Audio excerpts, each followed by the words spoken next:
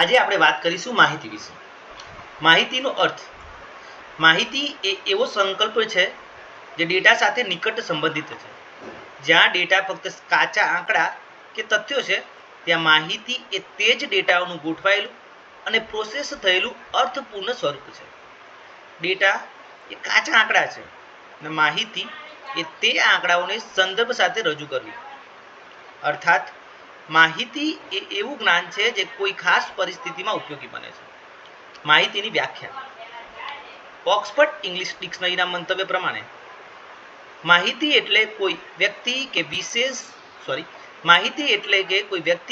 કે વિષય વિશે આપવામાં આવેલી જાણકારી તેમજ તથ્યો.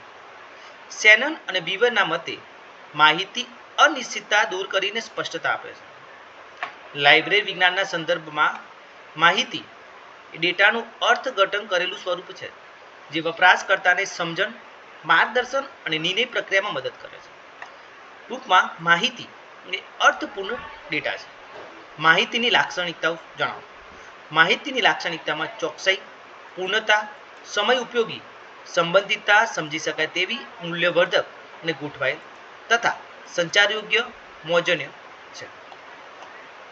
જો વધુમાં વાત કરીએ લાક્ષણિકતાઓમાં, તો ચોકસાઈ એટલે કે માહિતી હંમેશા સાચી અને વિશ્વસનીય હોવી જોઈએ.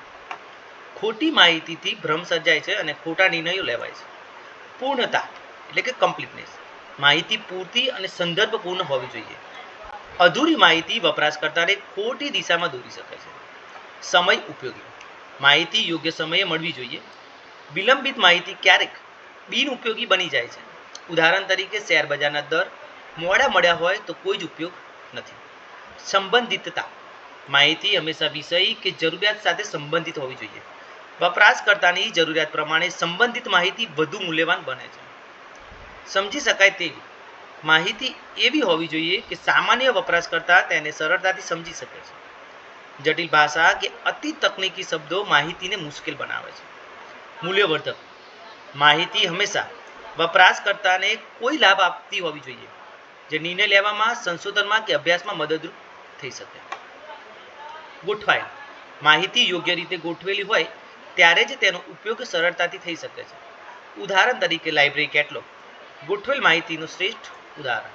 સંચાર યોગ્ય એટલે માહિતી એવી હોવી જોઈએ કે જે તેને એક વ્યક્તિથી બીજી વ્યક્તિ સુધી સરળતાથી પહોંચાડવામાં આવી શકે.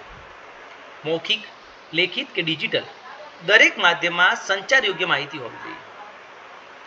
કેટલીક માહિતી આંકડા કે સ્વરૂપે માપી શકાય છે. ઉદાહરણ તરીકે લાઇબ્રેરીમાં કુલ 5000 પુસ્તકો છે જે આંકડા દ્વારા માપી શકાય છે.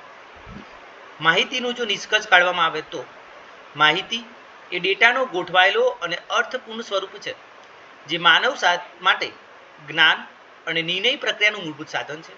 તેની લાક્ષણિકતાઓ ચોકસાઈ, પૂર્ણતા, સમય ઉપયોગિતા, સંબંધિતતા, સમજણ, મૂલ્યવર્ધકતા અને ગોઠવણી તેને વાસ્તવમાં ઉપયોગી અને મહત્વપૂર્ણ બનાવે છે. લાઇબ્રેરી અને ઇન્ફોર્મેશન સાયન્સના દૃષ્ટિકોણથી જો જોવામાં આવે તો લાઇબ્રેરીનું મુખ્ય કાર્ય જ યોગ્ય માહિતી યોગ્ય વપરાશકર્તાને યોગ્ય સમયે પૂરું પાડવાનું છે. Thank you.